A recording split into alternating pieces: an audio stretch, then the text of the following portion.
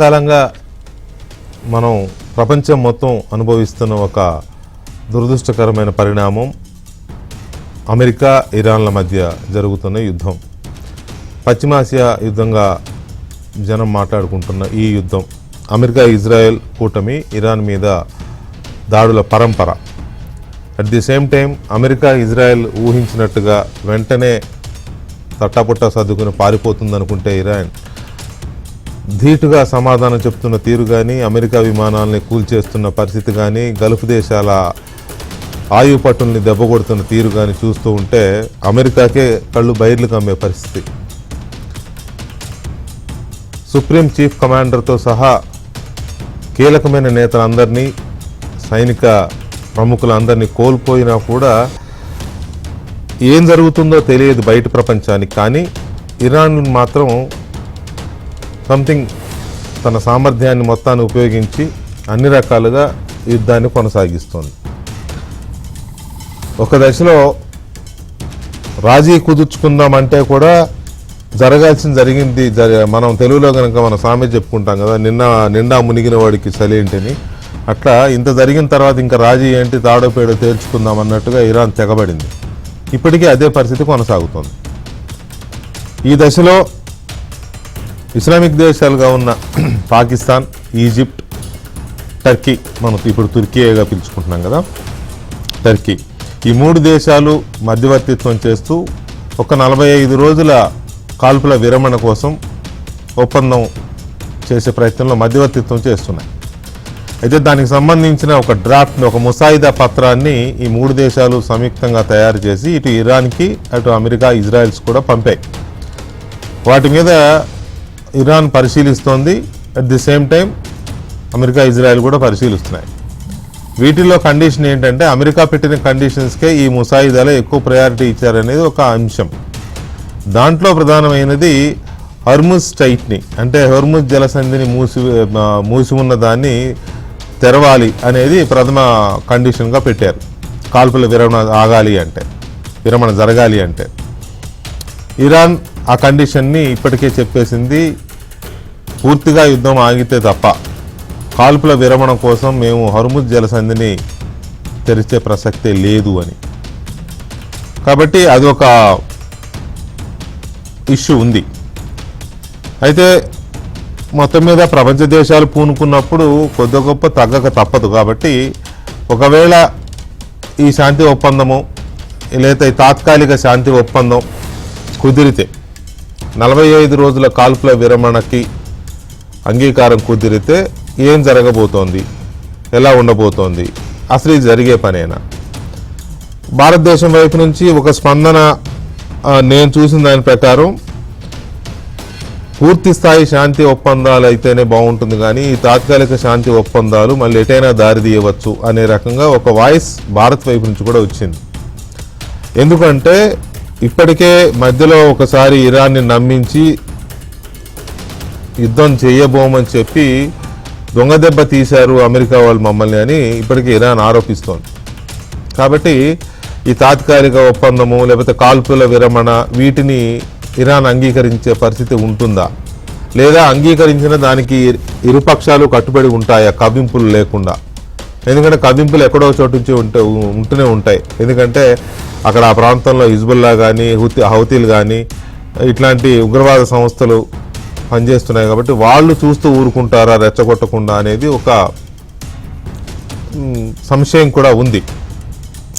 ఇది ఒక పార్శ్వం. రెండో పార్శ్వం ట్రంప్ నోరు. ఒకవైపు వార్ చేస్తూనే ఉంటాడు, ఇంకోవైపు నోరు పారేసుకుంటాడు. ఆయన నోరు పారేసుకుంటూనే ఉంటాడు. నిన్నటికి నిన్న ఇరాన్ ప్రజలని పచ్చిబూతులు తిట్టాడు. ఒక రకంగా మామూలుగా మీడియాలో కూడా రాయలేని భాష అది. అమెరికా అధ్యక్షుడిగా ఆయన వాడిన భాష, ప్రెస్ మీట్లో మీడియాతో మాట్లాడుతూ చేసిన ఆ భాష, మరి అది ఫ్రస్ట్రేషనా లేకపోతే ఇంటా బయట తనకు వ్యతిరేకత పెరిగి ఎప్పుడు లాగేస్తారు కుర్చీలోంచి అనే ఒక ఫోబియానా తెలియట్లేదు. కానీ ఒక నోరు పారేసుకునే పిచ్చితనాన్ని మనం చూసాం. కాబట్టి అలా నోరు పారేసుకుంటూ ఎల్లుండి వరకు, అంటే మన భారత కాలమాన ప్రకారం బుధవారం ఉదయం 6 గంటల వరకు ఆయన ఇరాన్కి నేను గడువు ఇస్తున్నాను, ఈ గడువులోగా కనుక హోర్ముజ్ జలసంధిని తెరవకపోతే ఇంకా మిమ్మల్ని లేపేస్తాను, అది చేసేస్తాం, ఇది చేస్తాం, బ్రిడ్జిలు లేపేస్తాం, మీ టవర్స్ లేపేస్తాం, మీ అణు కేంద్రాన్ని కూల్చేస్తాం, సంథింగ్ ఆయన బెదిరింపుల ఇది మొదలుపెట్టాడు. ఇప్పటికే బ్రిడ్జిలు లేపారు, లేకపోతే ఇంకా చేయాల్సిన డ్యామేజ్ అంతా చేశారు. చేస్తూనే మళ్ళీ అది చేస్తాను, ఇది చేస్తాను, నరకం చూపిస్తాను అనే మాటలు మాట్లాడుతూ ఉంటే ఎల్లుండి వరకు డెడ్ లైన్ కూడా పెట్టిన పరిస్థితి చూస్తూ ఉంటే, ఒకవైపు తాత్కాలిక కాల్పుల విరమణ ఒప్పందానికి మధ్యవర్తిత్వం పాకిస్తాన్, ఈజిప్ట్, తుర్కియా దేశాలు చేస్తున్న మధ్యవర్తిత్వము ప్రయత్నాలు, ఇంకోవైపు నోరు బారేసుకుంటూ డెడ్ లైన్లు పెడుతున్న ట్రంప్ వైఖరి ఇంకొక వైపు. ఈ రెండు ఎలా పొసుగుతాయి, ఈ రెండిటికి ఎక్కడన్నా సింక్ అవుతుందా అనేది ఒక అంశం. రెండవది, ఈ శాంతి ఒప్పందము లేదా తాత్కాలిక శాంతి ఒప్పందము, కాల్పుల విరమణ పేరు ఏదైనా, ఇది గనక జరిగితే ప్రపంచ దేశాలు ఎదుర్కొంటున్న గ్యాస్, చమురు కష్టాలు కొంతమేరకైనా తీరుతాయా? సంక్షోభం అంచున నిలబడిన ప్రపంచం ఆ అంచు నుంచి బయటకు వస్తుందా, ఒడ్డున పడుతుందా? మళ్ళీ ప్రపంచానికి కాస్త మంచి ఊపిరి పీల్చుకునే సమయం లభిస్తుందా? భవిష్యత్తు ఎలా ఉంటుందో తెలియని పరిస్థితుల నుంచి బయటపడతామా? ఇలాంటి అంశాలు కూడా ఉన్నాయి. ప్రపంచం అంతా కోరుకుంటోంది శాంతి ఒప్పందం కుదరాలని, యుద్ధం విరమణ జరగాలని. ఇది రెండో పాయింట్. మూడో పాయింట్ ఎవరికి అర్థం కాని పాయింట్, నేను ప్రపంచంలో జరుగుతున్న యుద్ధాలన్నింటినీ నేనే ఆపాను, ఇండియా పాకిస్తాన్ యుద్ధం నేనే ఆపాను, లేకపోతే ఇంకో యుద్ధం నేనే ఆపాను అని చెప్పుకునే ట్రంప్, శాంతి బహుమతి నాకే ఇవ్వండి అని డిమాండ్ చేస్తున్న ట్రంప్ తానే స్వయంగా యుద్ధం ఎందుకు చేస్తున్నాడు ఇరాన్ మీద? నేను శాంతి కాముకుణ్ణి అని చెప్పుకుంటున్న డొనాల్డ్ ట్రంప్ యుద్ధ పిపాసిలాగా ఎందుకు ఇరాన్ మీద ఆ రకంగా యుద్ధం చేస్తున్నాడు? అక్కడ గెలవలేక నోరు పారేసుకుంటూ చిందులు తొక్కుతున్నాడు. ఇటువంటి అంశాలు చాలా ఉన్నాయి. కాబట్టి ఈయన నోబెల్ బహుమతికి ఎలా అర్హుడు అనేది కూడా ఒక ప్రశ్న ఉదయిస్తుంది.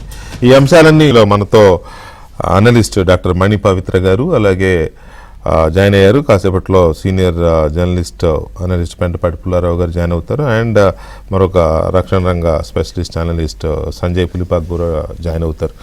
ముందుగా డాక్టర్ మణి పవిత్ర గారితో మాట్లాడదాం. పవిత్ర గారు, గుడ్ ఈవినింగ్ అండి. Good evening sir. నమస్తే. నమస్తే అండి. సో ఈ పాకిస్తాన్, ఈజిప్ట్ అండ్ తుర్కీ ఈ మూడు చేస్తున్న ఈ మధ్యవర్తిత్వం సంబంధించిన డ్రాఫ్ట్ 45 days సీజ్ ఫైర్, దీనికి సంబంధించి ఇనిషియల్గా మీ అనాలిసిస్ ఏంటండి పవిత్ర గారు? మీరు కనుక హిస్టారిక్ గా చూస్తే ఎప్పుడెప్పుడైతే టర్కీ వీళ్ళు మధ్యవర్తిత్వం ఎప్పుడైతే వహించారో అవేవి కూడా సక్సెస్ఫుల్ గా షార్ట్ టర్మ్ లో క్లోజ్ కాలేదు. అంటే నేను ఏ బేసిస్ మీద చెప్తున్నాను అంటే, ఒకవేళ మనం ఇండియా పాకిస్తాన్ చూస్తే it was the shortest war that we had మొన్న ఈ మధ్య, దానికి కంపారిటివ్ గా నేను చెప్తున్నాను. ఓకే, సో వాళ్ళు ప్రీవియస్ గా వాళ్ళు ఎక్కడెక్కడైతే మధ్యవర్తిత్వం వహించారో ప్రతిదీ ఎన్నో ఇయర్స్ పాటు డిలే అయింది తప్ప దానికి వెంటనే క్లోజర్ అనేది వాళ్ళకి అవ్వలేదు. అండ్ ఈ స్పెసిఫిక్ ఇన్స్టెన్స్ ఏంటి అంటే అండి, 20+ years నుంచి Iran is under severe sanctions and already negotiation table దగ్గర ఉండి వాళ్ళ మీద అటాక్ జరిగితే ఇక్కడ ఇరాన్ కి వచ్చే అడ్వాంటేజ్ ఏం లేదు వార్ ఆపడం వల్ల, వర్సెస్ వార్ కంటిన్యూ అవ్వడం వల్ల వాళ్ళని అమెరికా లాంటి దేశము లేకపోతే ఇజ్రాయెల్ లాంటి పవర్ఫుల్ దేశాలు ఎలా విక్టిమ్ చేస్తున్నాయి అనేది వరల్డ్ కి చాలా స్ట్రాంగ్ గా చెప్పడానికి వీళ్ళకి ఒక అవకాశం ఇస్తుంది. వార్ ఆపడం వల్ల వాళ్ళకి ఏమి అడ్వాంటేజ్ లేదు, బట్ వార్ కంటిన్యూ చేయడం వల్ల they have better advantage. So వీళ్ళు రిజాల్వ్ చేసుకోవాలనే యునో, బికాస్ వాళ్ళకున్న పెద్ద లీడర్స్ వేరు, ఈవెన్ మిలిటరీలో ఉన్న హెడ్స్ అందరినీ కూడా లాస్ట్ 1 week లో మనకి చూస్తే యుఎస్ కంప్లీట్ గా వాళ్ళని ఎలిమినేట్ చేసిందని చెప్తున్నారు. So there is no strong leadership and it's a divided system. It is a 4-layered military system. So there is right now I don't think అది ఇమీడియట్ గా closure కి వచ్చే అవకాశం చాలా తక్కువగా ఉందండి. అయితే ఇప్పటికే ఇరాన్ అప్పర్ హ్యాండ్ గా ఉంది వార్లో, ఒక రకంగా చెప్పాలి అంటే. No doubt entire world is watching కదా, ఇరాన్దే అప్పర్ హ్యాండ్ ఉంది. అందుకే అమెరికా ఈ ఫ్రస్ట్రేషన్, ఆయన ఇష్టం వచ్చినట్టు మాట్లాడడం ఇదంతా మనం చూస్తూ ఉన్నాం కదా. సో అమెరికానే ఇదంతా చేయిస్తోంది Pakistan and Egypt and Turkey ద్వారా ఈ మీడియేట్ చేపిస్తూ ఉంది యుద్ధాన్ని ఏదో రకంగా టెంపరీగా ఆపడం కోసం. అనేది కూడా కొంతవరకు ఉంది కదా, అది ఇరాన్కి అడ్వాంటేజ్ అవుతుందేమో అమెరికా భయపడింది అనేది. అంటే ఇరాన్ కి ఇక్కడ నష్టం అయితే ఏ విధంగా లేదండి at this point of time. And America will try it's best to do it. ఎందుకు అంటే ఇంటర్నల్ కాన్ఫ్లిక్ట్ ఇన్ అమెరికా, లేకపోతే ట్రంప్ మీద ఉన్న opinion, hard core right loyalist ఉన్న వాళ్ళు కూడా దే డోంట్ వాంట్ వార్.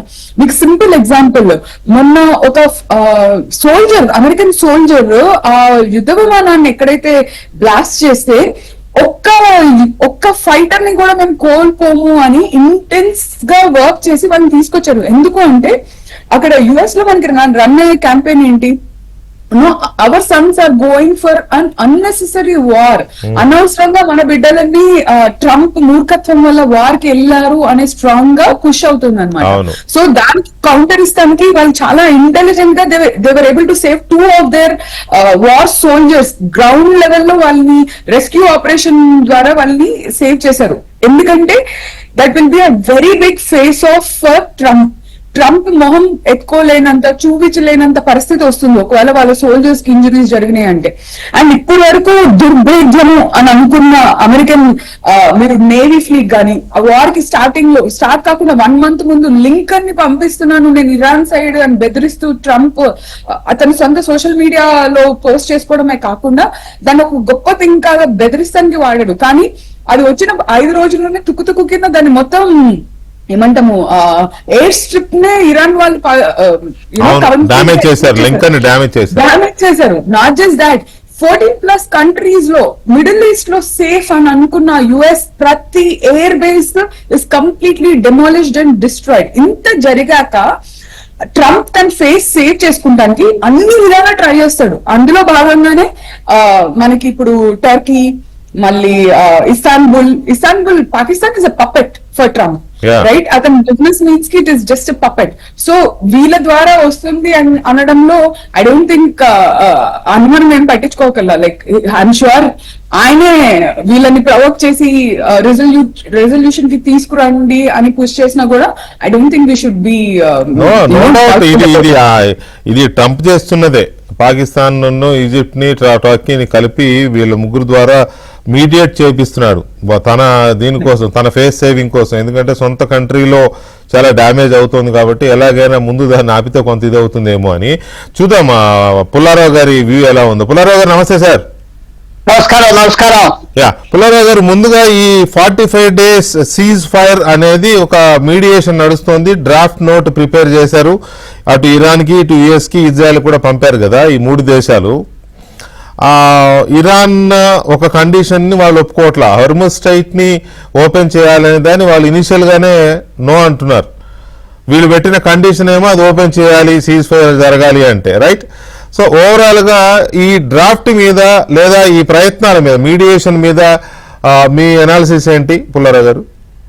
ఒకటి, మీరు ఇజ్రాయెల్ అమెరికా అన్నారు, వెనకాల ఉన్న 5 అరబ్ దేశాలు మర్చిపోతున్నారు. Saudi Arabia, Kuwait, Oman, UAE and Qatar. వాళ్ళు సర్వైవల్ కదా. ఈవేళ యుద్ధం ఆఫ్ చేస్తే ఇరాన్ తో అమెరికా బాగానే ఉంటుంది. అమెరికా చాలా మంది మర్చిపోతున్నారు. వియత్నాం లో 20 సంవత్సరాలు యుద్ధం చేసి 50,000 మంది చచ్చిపోయాక వదిలేసి వెళ్ళిపోయారు. అవును. ఆఫ్ఘనిస్తాన్ లో 20 సంవత్సరాలు యుద్ధం వదిలేసి, మీకు తెలుసు కదా, ఆగస్టు 26ని $100 బిలియన్ సరుకు వదిలేసి వెళ్ళిపోయారు. అంటే ఇది పెద్ద కాదు, అమెరికా పట్టించుకోదు. ఇజ్రాయెల్ కూడా సర్వైవ్ అవుతుంది. కానీ ఈ దేశాల సంగతి ఏంటి? ఇరాన్ పెట్టేది కండిషన్స్ వాళ్ళకి సర్వైవల్ ఉన్నది, అయిపోయినట్లు లెక్క లైఫ్ వాళ్ళు. సో ఇది వాళ్ళు కూడా వెనకాల ఉన్నారు, వాళ్ళు చేయి ఉన్నది. వాళ్ళకి అగ్రిమెంట్ అక్కర్లేదు ప్రస్తుతం. ఎందుకంటే అగ్రిమెంట్ అవి ఇరాన్ కనుక సర్వైవ్ అవుతాదంటే వాళ్ళకి కష్టం. ఇంకా ఈ యుద్ధంలో ఇటు అటు తేలాలి. మీరు చెప్పింది, మన కో-ప్యానలిస్ట్ గారు చెప్పింది అంతా విన్నా, ఎస్, వెరీ లాజికల్ దానికి. కానీ అల్టిమేట్ ఆబ్జెక్టివ్ ఏంటి? కనపడిన ఆబ్జెక్టివ్ ఏంటి? కనపడిన ఆబ్జెక్టివ్ ఇరాన్ ని ఆఫ్ చేయాలి. ఏదో రకంగా మిలిటరీ సైనిక మోసం చేసైనా, మిలిటరీ స్ట్రాటజీ అయినా చేసి, ఇది చేసి, అది చేసి చేస్తా పోవాలి, తప్పదు. నిన్న జరిగింది మార్నింగ్ తర్వాత ట్రంప్ యాటిట్యూడ్ మారింది. ఏం జరిగింది? ఒక పైలట్ పడిపోయాడు అక్కడ. పడిపోగానే శనివారం పెద్ద అల్లరి ఇరాన్ చేసేసింది. వాడిని పట్టుకుంటే పబ్లిసిటీ వస్తుంది, అల్లరైపోతుంది అంటే వాళ్ళ మీద 10,000 కోట్లు ఎంతో ఖర్చు పెట్టి పైకి తీసుకొచ్చేసారు. అప్పుడు నుంచి అగ్రెసివ్ గా ఉన్నారు ట్రంప్, చాలా అగ్రెసివ్ గా మాటలు. ఇంకా తెలుసు కదా, వల్గర్ గా మాట్లాడేయటం, ఓపెన్ గా వార్నింగ్ ఇవ్వటం చేస్తాం. ఈవేళ మనకి ఇంకో 1-2 గంటల్లో ప్రెస్ కాన్ఫరెన్స్ ఉన్నా తెలుస్తుంది యాటిట్యూడ్. ఇంకో 2 రోజులు టైం ఇద్దామంటారా? అది అగ్రెషన్ అనుకోవాలా, ఫ్రస్ట్రేషన్ అనుకోవాలా? అగ్రెసివ్. మనం 2015 లైమ్ లైట్ లోకి వచ్చాడు. 10 సంవత్సరాలు, ఒకసారి ఓడిపోయాడు, 2సారి ప్రెసిడెంట్ గెలిచాడు. చరిత్రలో ఓడిపోయి 2వసారి గెలిచిన ప్రెసిడెంట్ 150 సంవత్సరాల క్రితమే ఒకసారి జరిగింది. నేను చెప్పేది ఆయనలో గుణాలు మంచి చెడ్డే కాదు, కానీ అండర్ ఎస్టిమేట్ చేయటం మంచిదా? కేర్ఫుల్ గా ఆయనకున్న వీక్నెస్లు ఆయనకు ఉన్నాయి, కానీ కొన్ని చాలా ఇంటెలిజెంట్ గా ప్లే చేస్తున్నాడు. 10,000 ట్రూప్స్ తీసుకొచ్చి ఇదిగో అక్కడ పెట్టేస్తా, ఇక్కడ పెట్టేస్తా అని ఊరుకుని అడవి చేస్తున్నారు. ఏమైనా సరే వాళ్ళని పంపడు లోపలికి వెళ్దాం. పంపితే ఇజ్రాయలీ సోల్జర్స్ పంపుతారు, సౌదీ అరేబియా కూడా రెడీ అవుతుంది పంపటానికి, అలా ఏదో చేస్తాడు. సో అతనికి ఇజ్రాయెల్ కి ఈ 5 దేశాలకి ఓమాన్ కొద్దిగా ఇటు అటు ఏదో తిరుగుతుంది. ఉన్నది ఏంటంటే ఇరాన్ ని యుద్ధం లాంటి ఛాన్స్ మళ్ళీ రాదు. వాళ్ళలాగా రోజుకో 50 డ్రోన్లు 50 మిసైల్స్ వేస్తా ఇంకో 3 నెలలు గడుపుతా పోవచ్చు, అందరూ పోతారు. సో అదే ఆప్ చేయటానికి మనం ఈవేళ ఏదో చూడవలసిన మెసేజ్ డొనాల్డ్ ట్రంప్ నుంచి, ఇంకో 2 రోజులు టైం ఇద్దామంటారా? లేకపోతే మీరు అన్న 5 పాయింట్స్ ఒప్పుకోరు. ఆ హార్మస్ జల్సన్ని ఓపెన్ చేయకపోతే ఇంకేం లేదు అగ్రిమెంట్ దేనికి ఏం లేదు. తర్వాత లేకపోతే ఫుల్ అటాక్ ఇస్తారా? Full attack. సో నేను అనుకుంటున్నాను అతను ఈవేళ ఇస్తాడా, రేపు ఇస్తాడా, అటాక్ ద్వారా అయినా ఏమన్నా సాధిస్తాడు. డిప్లొమసీ, దౌత్య సంబంధాలతో, దౌత్య పాలసీస్ తో అమెరికా ఇజ్రాయెల్ కి విక్టరీ వచ్చేది లేదు. వాళ్ళకి వార్తోనే వస్తారు, లేకపోతే రాదు. ఏమాత్రమైనా చూడండి ఇరాన్ తో ఓకే అగ్రిమెంట్ కూడా. అలాంటప్పుడు ఈ ప్రయత్నాలు ఎందుకు, మరి సంధి ప్రయత్నాలు ఎందుకు పాకిస్తాన్ అడ్డం పెట్టుకుని చేయడం? అది కూడా ఆ హార్మస్ జల్సన్ ఇవ్వనన్నారు, ఫస్ట్ ఇస్తానంటారు. అది కూడా ఒక బేరం. ఆఖరికి ఒప్పుకుంటే ఒప్పుకోవచ్చు ఇరాన్, సరే ఈ కండిషన్స్ లో ఒప్పుకుంటాం, ఈ బోట్స్ యుద్ధంలో ఏదో కండిషన్స్, అది బార్గెనింగ్ కదా, ఫస్ట్ బార్గెన్ కదా. ఎలాగానే అన్ని ఒప్పించుకుంటారో కొంచెం, అది కూడా ఒక బార్గెనింగ్. అది కరెక్టే సార్. ఇప్పుడు ఇనిషియల్ గా వాళ్ళు ఇమీడియట్ గా ఏదడితే అది ఓకే అనరులే, కానీ బార్గెనింగ్ ఉంటుంది, ఇటువైపు నుంచి ఉంటుంది, అటువైపు నుంచి ఉంటుంది. వాళ్ళు బెట్టు చేస్తారు, వీళ్ళు బెట్టు చేస్తారు. ఇది అంతా అక్రాస్ ది టేబుల్ నడుస్తూనే ఉంటాయి. నేను అనేది ఇంత చేస్తున్నప్పుడు, అంత ధైర్యం ఉన్నప్పుడు, ఇరాన్ని వార్తోనే మనం ఓడించేసి విక్టరీ తీసుకోవాలి అని అనుకుంటే యుఎస్ కానీ ఇజ్రాయెల్ కానీ పాకిస్తాన్ని, ఈజిప్ట్ని మధ్యవర్తులుగా పెట్టి వాళ్ళ ద్వారా ఎందుకు ఈ ప్రయత్నాలు అని, రాజీ ప్రయత్నాలు ఎందుకు? అది కూడా యుద్ధంలో చేసే ఒక పెద్ద టాక్టిక్, మోసం అన్నాం టాక్టిక్. మీకు నాకు తగు అవుతే నేను రాజీ పడతాను వస్తే మీరు ఏంటి మీ మైండ్ లో ఉన్నదేనా నాకు తెలుస్తుంది కదా, ఒకటి. రెండోది అదొక టాక్టిక్, రాజీ పడతాను, కాంప్రమైజ్ అయిపోతాను, ఈ గొడవలు నాకు వద్దని చాలా మంది అంటారు, కానీ అది టాక్టిక్. రెండో పాయింట్ ఏంటంటే ఇది ఒత్తిడి తీసుకురావటం. తర్వాత ఏమంటున్నారు, ఏదో వాళ్ళు వచ్చి కాలు పట్టుకుంటున్నారు, ఇరాన్ నాకు కాలు పట్టుకుని బ్రతిమాలుతున్నారు, వాళ్ళు అయిపోయారు అని రాంగ్ మెసేజ్ కూడా ఇస్తున్నారు కదా, ప్రాపగండా చేస్తున్నారు కదా. వాళ్ళు బ్రతిమాలుతున్నారు, నన్ను రోజు వచ్చి బ్రతిమాలుతున్నారు అంటున్నారు. అక్కడ వాళ్ళలో కూడా డివిజన్స్ ఉన్నాయి, వాళ్ళ సైన్యంలో డివిజన్స్ ఉన్నాయి, వర్గాలు ఉన్నాయి, గ్రూప్స్ ఉన్నాయి. అది గ్రూప్స్ అంటే సావుకి ఒక్కరి మీద ఒక్కరి లీక్ కూడా చేస్తున్నారు ఇన్ఫర్మేషన్. లేకపోతే ఆయతుల ఆ గదిలో 6 గంటలకు కూర్చున్నారని ఎలా తెలుస్తుంది? ఎవడో అక్కడ ఆ వర్గాల్లో ఎవడో చెప్తున్నారు, అంతే కదా. సో సీక్రెట్ గా వర్గాలు ఉన్నాయి అక్కడ, ఎవరో పెంచుతున్నారు, టచ్ చేశారు ఒకరికి. సో చాలా జరుగుతుంది, దాంట్లో నేను తప్పపడట్లేదు టాక్టిక్ గా. అది ఇరాన్ ఏంటంటే మేము కూడా పీస్ ఒప్పుకోవట్లేదు అంటున్నారంటే వాళ్ళకి కావాలి, వాళ్ళకి అగ్రిమెంట్ కావాలి. యుద్ధం ఇంకా ఒక పాయింట్ ఏమడుగుతున్నారు, మనకి అగ్రిమెంట్ వద్దాలి, ఇంక యుద్ధం మా మీద చేయరని. లేకపోతే మళ్ళీ 15 రోజుల తర్వాత మళ్ళీ వార్ స్టార్ట్ చేస్తే ఇరాన్ తట్టుకోలేదు, ఆ పార్టీకి కొన్ని కొత్త ఫ్యాక్టర్స్ వచ్చేస్తాయి. ఇదంతా అంచనా. సో మనం ఎదురు చూడవలసింది. ఇవాళ ట్రంప్ ఏమంటారు, 3-4 ఆప్షన్స్ ఉన్నాయి. వీళ్ళు ఒప్పుకోలేదు, బిగిన్ చేస్తానని చెప్తారా, లేకపోతే 2 రోజులు టైం బ్రతిమాలుతున్నారు వాళ్ళు, ఇస్తున్నానంటారా, లేకపోతే ఒప్పుకుంటాడా కొన్ని కండిషన్స్ తో చూడాలి. కానీ ఒప్పుకుంటాడా కండిషన్స్ తో అంటే అది ఒక రకంగా దొంగతనంగా ఒప్పుకున్నానని చెప్పి తర్వాత బ్రేక్ చేయటానిక అని ఇరాన్ భయం కూడా. సో ఇంకా ఇది ఒక చిన్న పాయింట్ వికే గారు, ఇది 10-12 దేశాలు ఇన్వాల్వ్ అవ్వని యుద్ధం ప్రస్తుతం. 10-12 దేశాలు ఎవరి ఇంట్రెస్ట్ వాళ్ళకు ఉన్నాయి. సో ఈజీగా సెటిల్ అవుతుందా, అది ఒక పెద్ద పాయింట్. ఇరాన్ కూడా సర్వైవల్ ఆ రెజీమ్ కరెక్టే. మీరిందాక అన్నారు మనం ట్రంప్ ని అండర్ ఎస్టిమేట్ చేయకూడదు. మీరు అన్నమాటే, ట్రంప్ ని అండర్ ఎస్టిమేట్ చేయకూడదు, అతని స్ట్రాటజీస్ ఎలా ఉన్నాయి ఏంటి అనేది అంత ఈజీగా మనం ఇది చేయలేమని అన్నారు కదా. అసలు అమెరికా కూటమే ఇరాన్ ని అండర్ ఎస్టిమేట్ చేసిందేమో కదా, అందుకే ఇప్పుడు చాలా 100% ఎందుకు చేయలేదు. ఒక పెద్ద సైన్యం, డబ్బు అన్ని ఉండి పెద్ద పార్టీ క్యాంపెయిన్ చేసినా ఓడిపోతారంటే అందరు ఇష్టమే తప్పు నిర్ణయం చేసుకున్నారు. ఈజీగా అయిపోతుంది అనుకున్నారు. అతను కాదని ఎవరు చెప్పలేరు. ఇప్పుడు నేర్చుకుంటున్నారు, అడ్వైజర్ మార్చారు. ఆర్మీ చీఫ్ ని ఎందుకు తీస్తారు సడన్ గా? వాళ్ళేమో బ్యాడ్ న్యూస్ స్ప్రెడ్ చేస్తున్నారని, మళ్ళీ ఓడిపోతాం లాభం లేదని స్ప్రెడ్ చేస్తున్నారని తీశారు. సో వాళ్ళు నేర్చుకుంటున్నారు. తప్పు చేశారు, ఎందుకు చేయలేదు? ఇజ్రాయెల్ తప్పు చేసింది కదా. డ్రోన్ వార్ఫేర్ ఎంత చేస్తారు, డ్రోన్స్ మీద ఫోకస్ అవుతున్నారు, మిసైల్స్ మీద ఫోకస్ అవుతున్నారు. అది వాళ్ళు ఎస్టిమేట్ చేయలేదు. మన సింధూర్లో వాళ్ళు పాకిస్తాన్ కూడా డ్రోన్స్ వాళ్ళతో మొదలు పెట్టారు, లిమిటెడ్ నంబర్. ఇప్పుడు మొత్తం వార్ఫేర్ మారిపోయింది కదా ప్రపంచం అంతా. ఇందాక మేడం చెప్పినట్టుగా ఎయిర్ క్రాఫ్ట్ క్యారియర్ ఏమీ ఉపయోగం లేవు, రఫాలే జెట్స్ కూడా ఉపయోగమా అని ప్రశ్న వస్తుంది ఈ 15 రోజులు బట్టి. వార్ఫేర్ మారిపోయింది, తప్పనిసరిగా వేశారు. కానీ వాళ్ళు దిద్దుకుంటారా, వాళ్ళకి ఇంకా శక్తి ఉన్నదా అంటే తప్పకుండా. నిన్నటి నుంచి ట్రంప్ కాన్ఫిడెంట్ గా ఉన్నాడు. ఎప్పుడైతే పైలట్ ని బయటకు తీసాడు. లాస్ట్ పాయింట్ చెప్తాను విజయ్ గారు, మన గెస్ట్ మన ప్యాలెస్ మీకు జ్ఞాపకం ఉన్నది, 7-8 సంవత్సరాల క్రితం భారత్ పైలట్ పాకిస్తాన్ పట్టుకున్నారు ప్లేన్ పడిపోతే. గవర్నమెంట్ చాలా కోపంగా మేము అన్ని చేస్తామంటే వాళ్ళు ఎందుకు చేయటం మేము వదిలేస్తున్నామని వచ్చి అప్పచెప్పేశారు. ఆ ఛాన్స్ నిన్న ఇరాన్ మిస్ అవ్వింది. ఆ పైలట్ ని వదిలేస్తాం, మాకు దొరికినా మాకు అక్కర్లేదు అని ఉంటే చాలా పెద్ద ప్రొపగండా పాయింట్ మొత్తం అమెరికాలో ప్రపంచంలో గెలిచి అది చేసుకోలేకపోయారు. ట్రంప్ అగ్రెషన్ స్టార్ట్ అయింది. కానీ ఈ ట్రంప్ మాట కూడా అగ్రిమెంట్ గా అయిపోతాడా? అరబ్ దేశాలు ఏమంటున్నారు అది మనం మర్చిపోకూడదు. Saudi Arabia, Qatar, Kuwait survival వాళ్ళని. యుద్ధం ఆఫ్ చేసి ట్రంప్ వెళ్ళిపోతాడు, నేనే గెలిచాను అంటాడు. ఇజ్రాయెల్ మళ్ళీ ఇంకో యుద్ధం చూసుకుందాం అంటారు. సో ఈ ఫ్యాక్టర్స్ కూడా ఉన్నాయి.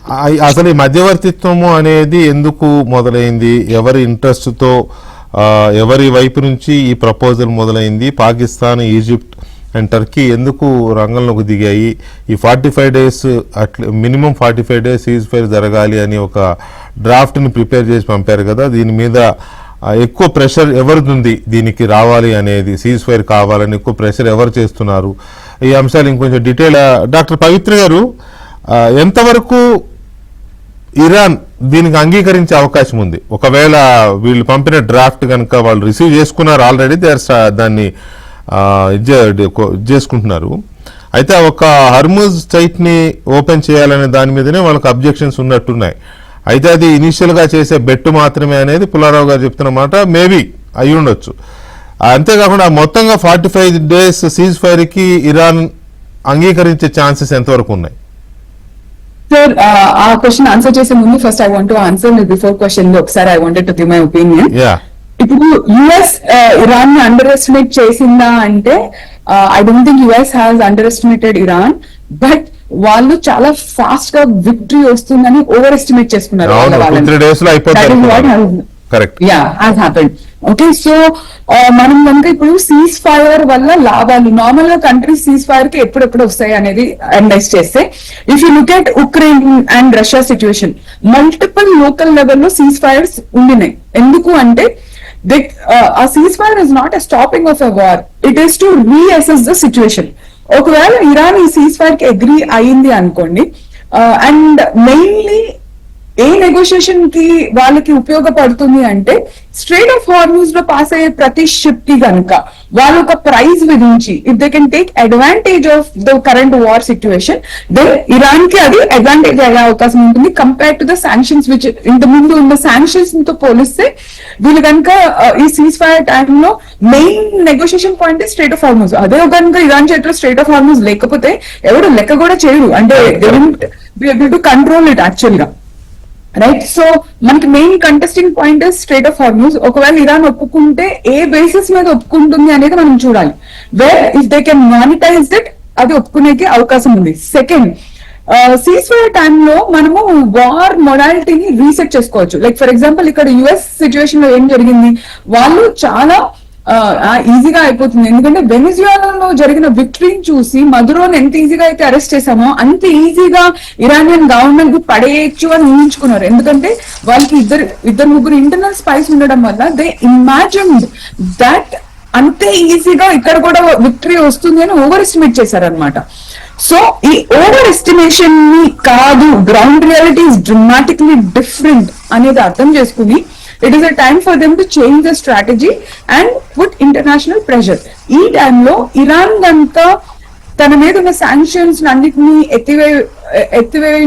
వేయించుకోగలిగితే it will be a massive advantage along with strait of Hormuz లో పాస్ అయ్యే షిప్స్ కి దీనికి ఒక ఫీ కనుక లెవీ చేసింది అనుకోండి, దెన్ వార్ లో తన సుపీరియారిటీ, ప్రపంచంలో తన ఉనికిని కాపాడుకునే అవకాశం ఉంటుంది.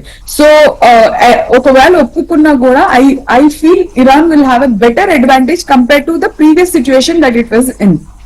డెఫినెట్లీ అందులో నో డౌట్ అండి. ఎనివే మనకి సంజయ్ పులిపాక గారు జాయిన్ అయ్యారు. సంజయ్ గారు నమస్తే అండి. నమస్తే అండి.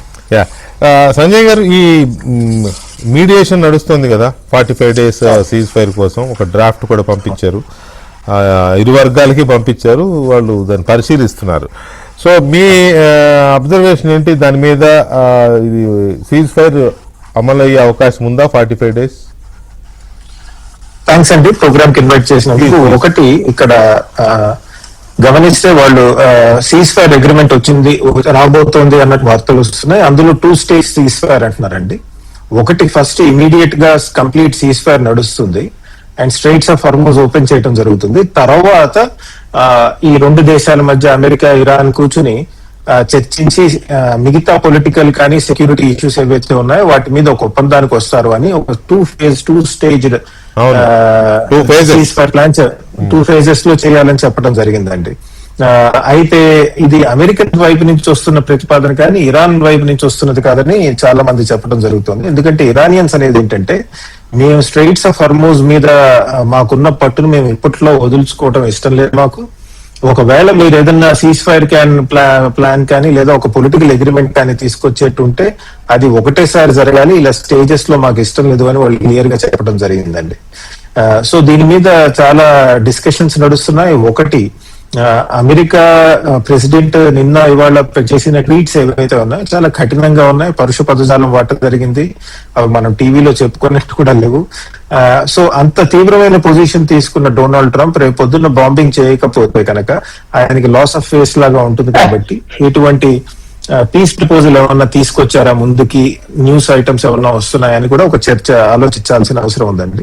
మరో పక్కన ఇంకోటి కూడా ఆలోచించచ్చు ఏంటంటే, ఇరాన్ ఏదైతే ఉందో అది చాలా గట్టిగా వాదిస్తుంది కాబట్టి చాలా గట్టిగా నెగోషియేట్ చేస్తుంది. బట్ బ్రాడ్ గా వాళ్ళు కూడా ఏం ట్రై చేస్తున్నారంటే ఈ న్యూస్ ద్వారా చెప్పడానికి మనకి, మేము మాటలకి కాన్వర్సేషన్స్ కి నెగోసియేషన్స్ కి సంసిద్ధంగానే ఉన్నాము, కాకపోతే అమెరికా వాళ్ళే గట్టిగా ఉన్నారు అని రేపు పొద్దున వాళ్ళు చెప్పుకోవచ్చు అండి అమెరికన్స్ కనుక బాంబింగ్ చేస్తే. అయితే ఇక్కడ ఒక విషయము మనకి ఆ ఏరియాలో ఉన్న కొంతమంది అటు నుంచి వస్తున్న ఇన్ఫర్మేషన్ ఏంటంటే, ఇరాన్ ఇప్పటికే బాగా బ్లీడ్ అయింది, అన్ని రకాలుగా కూడా చాలా నష్టపోయింది, పైకి అలా బింకంగా కనిపిస్తున్నప్పటికీ డే బై డే అది నాశనం అయిపోతుంది. సో వెస్ట్ ఏషియా ఏరియాస్ నుంచి కూడా ఈ సీజ్ ఫైర్ కోసమో లేకపోతే యుద్ధ విరమణ కోసమో ప్రెషర్ ఉంది అని వాళ్ళు కూడా కోరుకుంటున్నారు అనేది కూడా ఒకటి ఉంది.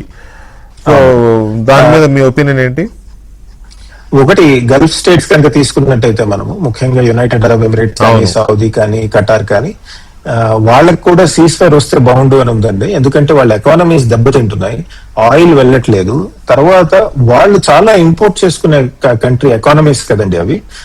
మనకు తెలుసు వాళ్ళు బేసిక్ అగ్రికల్చరల్ ప్రోడక్ట్స్ నుంచి ఫినిష్డ్ ప్రోడక్ట్స్ వరకు అన్ని కూడా ఇంపోర్ట్ చేసుకుంటారు ఆ దేశాలు.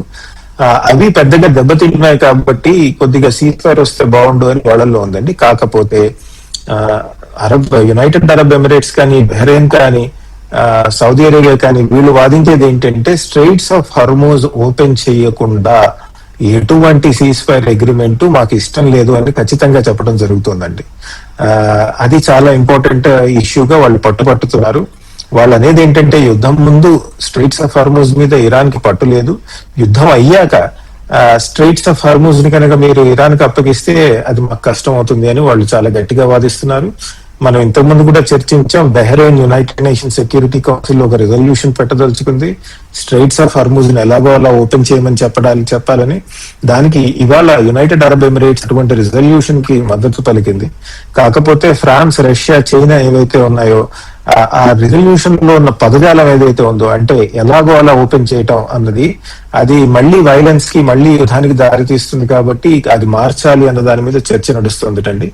బట్ గల్ఫ్ దేశాలు కూడా వాళ్ళు కూడా బాగా వాదించేది ఏంటంటే ఇన్నాళ్ళు కష్టపడ్డాం, ఇంత పేషెంట్ గా ఉన్నారండి. ఒక విధంగా చూస్తే మనం కనుక గల్ఫ్ స్టేట్స్ కనుక చూసినట్టయితే చాలా పేషెంట్ గా ఉన్నారు. వాళ్ళు తిరిగి మిజైల్ అటాక్స్ చేయలేదు, తిరిగి ఎయిర్ అటాక్స్ చేయలేదు. వీళ్ళు చేస్తున్న దాడులు సైలెంట్ గా తీసుకోవడమే జరిగింది తప్పితే. వాళ్ళు వాదించేది ఏంటంటే ఇన్నాళ్ళు పేషెంట్ గా ఉన్నాం, మనకి పీస్ కావాలి, కాకపోతే ఈ స్ట్రెయిట్స్ ఆఫ్ హర్మూజ్ కనుక మీరు తెరవకుండా సీజ్ ఫైర్ వస్తే కనుక అది మాకు నష్టం అని వాళ్ళు వాదించడం జరుగుతుందండి. సో ఆ డైమెన్షన్ కూడా ఉంది. ఇరాన్ వైపు నుంచి కనుక చూసుకున్నట్టయితే నిజమే వాళ్ళు చెప్పినట్టు, మీరు చెప్పినట్టు చాలా ఆర్థికంగా వాళ్ళు దెబ్బతిన్నారు, వాళ్ళ ఇన్ఫ్రాస్ట్రక్చర్ దెబ్బతింది, మిలిటరీ దెబ్బతింటోంది. కాకపోతే ఇన్నాళ్ళు యుద్ధం తర్వాత మోర్ దాన్ 33-34 days తర్వాత మీరు చూసినట్టయితే ఈ రోజుకి ఇరాన్ వాళ్ళు అమెరికన్ విమానాలను కూల్చేయగలుగుతున్నారండి. ఒకటి రెండు. సో వాళ్ళకి అందులో కొద్దిగా కాన్ఫిడెన్స్ వస్తుంది. మనం కనుక ఏదో విధంగా యుద్ధాన్ని సాగదీస్తే గనక ఎవరన్నా మనకు కొద్దిగా సహాయం చేసి మొత్తం దీంట్లో ఈ ఎపిసోడ్ లో ఇరాన్ ఎంత నష్టపోయింది అనేది మనం లెక్కలేసి చెప్పలేకపోయినా బాగా నష్టపోయిందని అయితే చెప్పగలం. కానీ అమెరికా చాలా నష్టపోయింది. లింకన్ ని వెనక్కి పంపించారు, రోజుకొక ఫ్లైట్ పడేస్తున్నారు, సైనికులు చనిపోయారు అమెరికన్ వీళ్ళు. తర్వాత గల్ఫ్ కంట్రీస్ లో, సారీ అరబ్ కంట్రీస్ లో ఉన్న అమెరికా వీటిని దెబ్బతీశారు వాళ్ళు. కావాల్సినంత జరగాల్సినంత నష్టం అమెరికా కూడా జరిగింది కదా.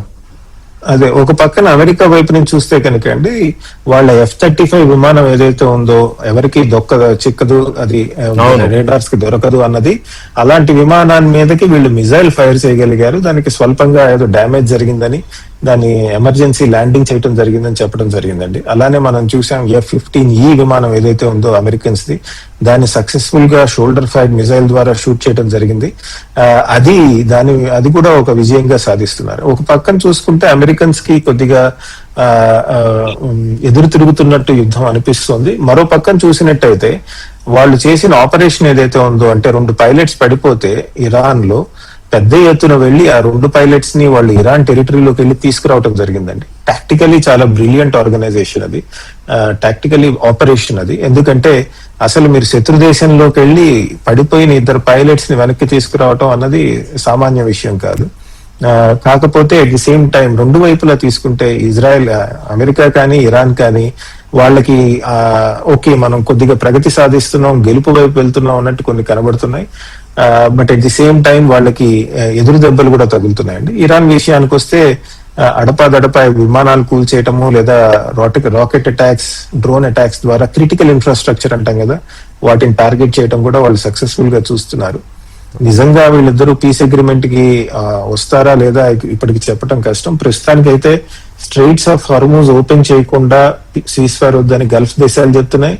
స్ట్రెయిట్స్ ఆఫ్ హర్మూజ్ ని వదిలే ప్రసక్తే లేదని ఇరాన్ చెప్తుంది. ఎందుకంటే ఇప్పుడు అది వదిలితే వాళ్ళకి గ్రిప్ అవుతుంది, అది ఓపెన్ చేస్తే వీళ్ళు సక్సెస్ అయినట్టు.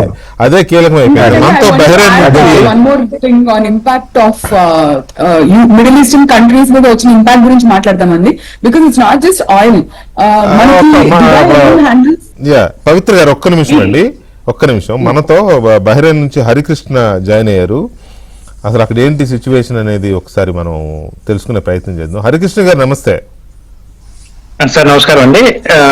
చాలా ధన్యవాదాలు అండి మీకు, అలాగే ప్రేక్షకులు ఏవైనా ప్రేక్షకులకి డిబేట్ లో జాయిన్ అయినందుకు మీకు కూడా ధన్యవాదాలు. అయితే ఏంటి అసలు సిచ్యువేషన్ ఏంటి? ఈ 45 days సీజ్ ఫైర్ అనే మీడియేషన్ కి ఇనిషియేట్ చేస్తున్నది ఎవరు? గల్ఫ్ కంట్రీస్ ఏమంటున్నాయి, వెస్ట్ ఏషియన్ కంట్రీస్ ఏమంటున్నాయి, అమెరికా, ఇజ్రాయెల్ ఎక్కువ పుష్ చేస్తున్నాయి దీనికోసం అని అంటున్నారు కదా, ఏంటి మీ అబ్జర్వేషన్ ఏంటి?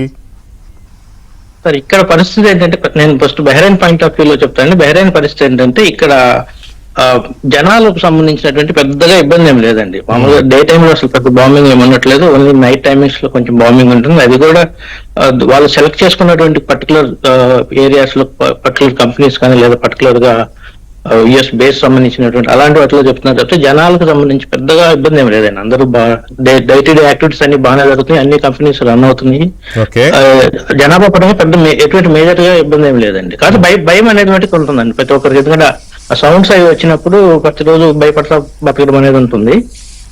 దానికి తప్పితే మిగిలినగా పెద్ద ఇబ్బంది ఏం లేదండి. ఫుడ్ పరంగా కానీ మిగిలిన అన్ని అమ్యూనిటీస్ అన్ని అవైలబిలిటీ కానీ చాలా బాగుంటున్నాయి. ఇమీడియట్ సర్వీసెస్ కానీ ఏదైనా ఎమర్జెన్సీ సిచ్యువేషన్ వస్తే సర్వీసెస్ ప్రొవైడింగ్ కానీ అవన్నీ చాలా బాగుంటున్నాయి బహ్రెయిన్ పరంగా చూసుకుంటే.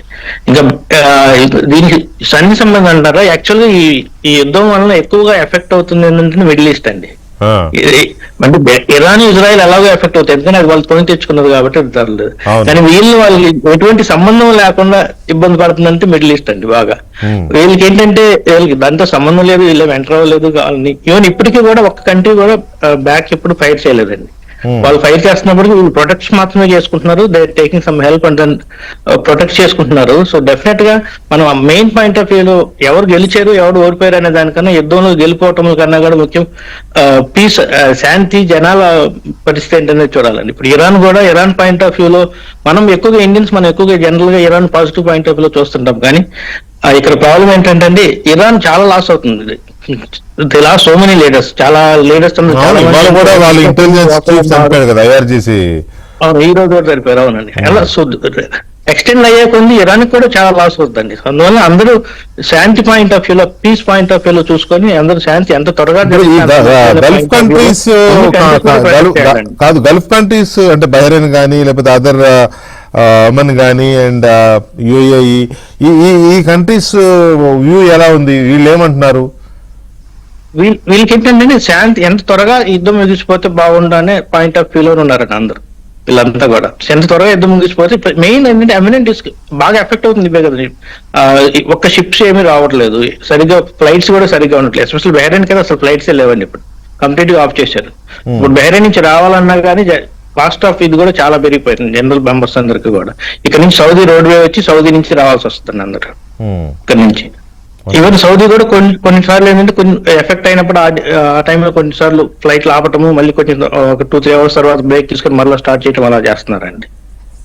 సో ఆ పాయింట్ ఆఫ్ వ్యూలో చూస్తే మోస్ట్ ఎఫెక్టెడ్ కంట్రీస్ అంటే మిడిల్ ఈస్ట్ అవుతాయండి. ఇవన్నీ కూడా they want peace as early as possible actual. Okay, అంటే వాళ్ళ ప్రెషర్ కూడా ఉండి సౌదీ పాకిస్తాన్ ఫ్రెండ్స్ కదా, సౌదీ ప్రెషర్ కూడా ఉండొచ్చా ఈ మీడియేట్ చేసే విషయంలో? అవునండి. ఈవెన్ అసలు అమెరికా టాక్స్ వస్తుందంటే డెఫినెట్ గా మిడిల్ ఈస్ట్ నుంచి ప్రెజర్స్ ఉండబట్టి కొద్దిగా టాక్స్ వస్తుందని అనుకుంటున్నాను. Okay, right. పవిత్ర ఫైనాన్షియల్ గా లాస్ రావచ్చు కానీ మీ విడిగా అమెరికాకి పెద్ద లాస్ ఏమి ఉండదు కదండి దీని వల్ల. వీళ్ళు ఓన్లీ ఇక్కడ బేసెస్ కొంటున్నారు తప్పితే డైరెక్ట్ గా అమెరికాని ఎక్కడ వీళ్ళు అటాక్ చేయలేరు. అమెరికా పెద్ద డైరెక్ట్ గా పోయింది. ఈవెన్ మిలిటరీ పరంగా కూడా పెద్ద కొన్ని ఫ్లైట్స్ అయితే లాస్ అవ్వచ్చు కానీ హ్యూమన్ లాస్ చాలా తక్కువ. అంటే అట్లా కాదు కదా, ప్రపంచానికే నేను పెద్దన్నని అని చెప్పుకునే అమెరికా ఇట్లా డ్యామేజ్ అవుతూ ఉంటే ప్రపంచ దేశాల్లో దాని పరపతి కూడా పోతుంది. వాళ్ళకి లాభమా, ఫైనాన్షియల్ గా లాభమా అనే సెకండరీ, కానీ అమెరికా పెద్దన్న ప్రపంచానికి అని చెప్పుకునే ఇది నుంచి ఆ స్థానాన్ని, ఆ హోదాని కోల్పోతుంది మెల్లమెల్లగా జనం మైండ్స్ లో. అది ట్రంప్ గారు అటాక్ డెసిషన్ తీసుకున్నప్పుడు తగ్గిపోయిందండి.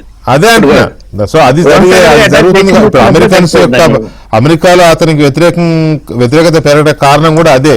నువ్వు అమెరికా పరువు తీసుకొస్తున్నావు నువ్వు అనేదే ఇప్పుడు వాళ్ళు బాధపడతారు. Right, okay. పవిత్ర గారు మీరు ఇందాక చెప్తున్నారండి, కంటిన్యూ ప్లీజ్. సో సారీ అండి హరి గారు, for what ever middle eastern countries లో మీరు అండర్గో అయ్యేది. Lot of my students from UAE countries లో వాళ్ళు కూడా సేమ్ హరి గారు చెప్పిందే చెప్తున్నారు.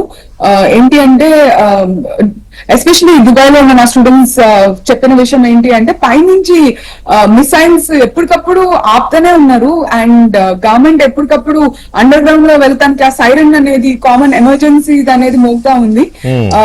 అంటే లైఫ్ నార్మలా అంటే ఓకే అన్ని పనులు చేసుకుంటున్నాము కానీ ఒక రకమైన భయము, ఇన్విన్సిబిలిటీ అనేది మిడిల్ ఈస్టర్న్ కంట్రీస్ అంటే సేఫ్, మిడిల్ ఈస్టర్న్ కంట్రీ అంటే tax haven't, middle eastern country అని అంటే అది కంప్లీట్ గా షేక్ అయిపోయింది, ఆ ట్రస్ట్ ఫ్యాక్టర్ అనేది షేక్ అయిపోయింది అని అవ్వదా మరి? చెప్తున్నారు. దుబాయ్ ఎయిర్పోర్ట్ మీదనే అటాక్ అయిన తర్వాత దుబాయ్ లాంటి ఎయిర్పోర్ట్ మీదనే అవ్వదా?